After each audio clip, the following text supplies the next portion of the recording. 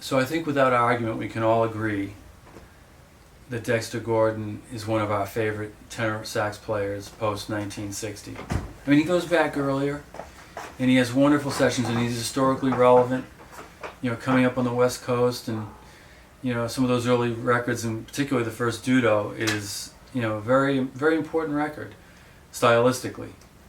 He's got it all together. He paid his dues, but unfortunate personal events took him out of the scene for a while. We don't need to go into those right now, but coming back into the scene, he's a changed man. His worldview is different.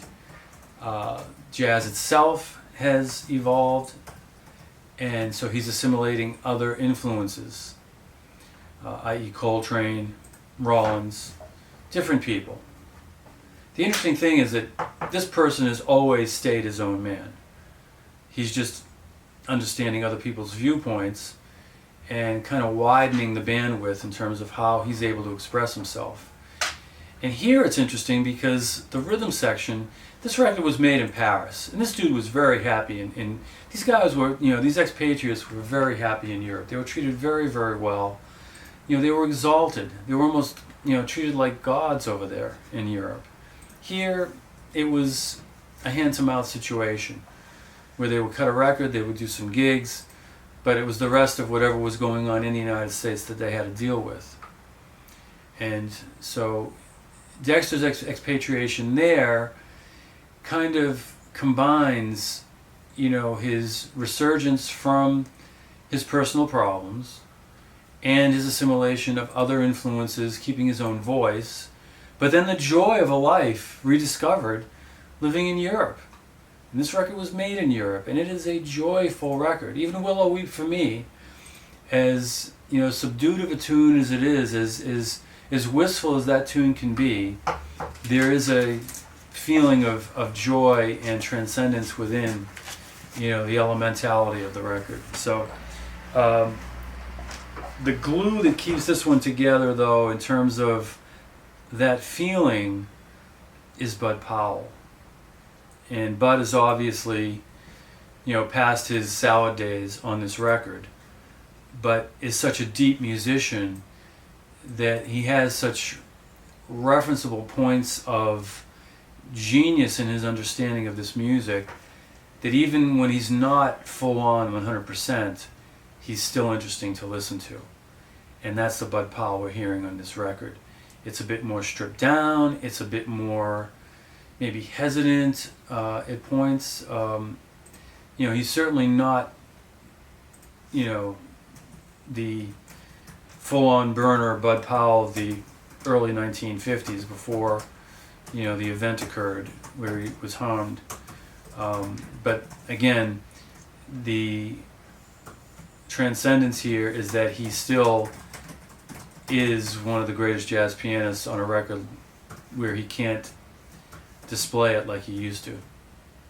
And I think that even inspired Dex on this record. So, Blue Note, early 1960s, European recording, beautiful pressing, Armin in Paris, iconic record, Dexter Gordon. And I would say knock yourself out, but just cruise over to the turntable if you have the record and pop with the needle.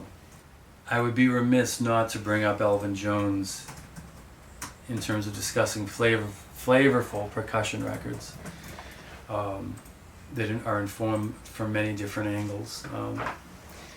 This record is, to me, a flavorful record not because it has timbales or different types of percussive instrumentation on it, but because of the resoluteness of a style that's so powerful polyrhythmically from Elvin, converging with his African roots. Even the bass clarinet on this record harkens to Africa. The motives on the record from the bass clarinet and the semi folklorish to almost ominous feeling that starts the record out tells you where we're going on this record. And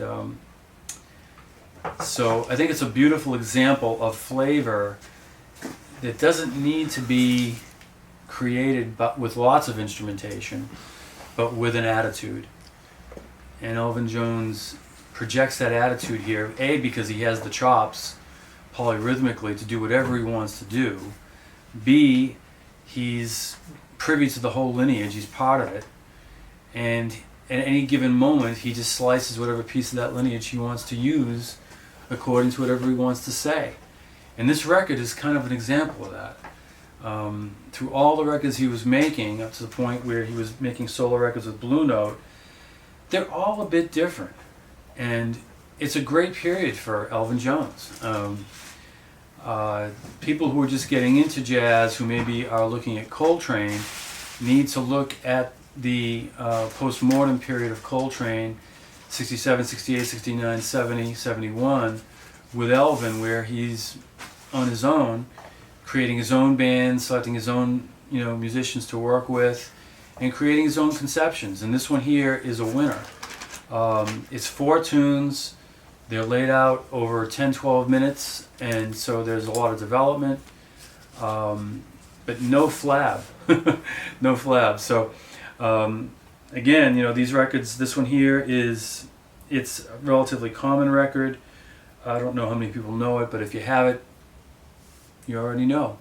And if you don't, find it. It's worth it. Elvin Jones, one of my faves.